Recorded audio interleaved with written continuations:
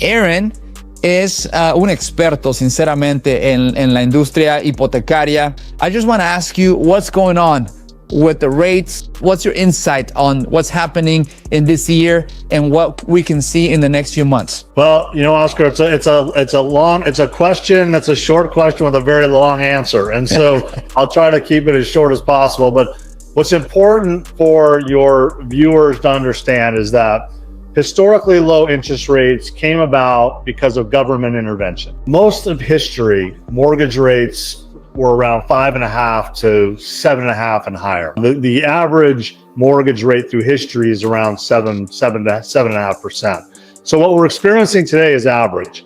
Now, from 2008 till 2022, the government backstopped the mortgage business to protect the economy. The economy was struggling in the Great Recession.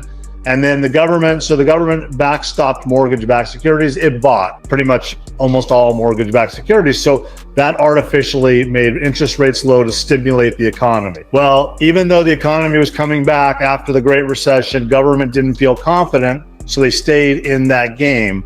And then ultimately the pandemic came in 2020. So they definitely couldn't pull back out. They had to double down. And so they stayed in the mortgage-backed security market through 2022. And then in 2022, they decided enough was enough and they pulled the ripcord. They just got out of it entirely. So if it's just a normal historical mortgage market where you don't have that type of influence, you got to plan on mortgage rates being 6 to 7%. And so I think you buy a home when you can afford to buy a home and you're emotionally ready to buy a home.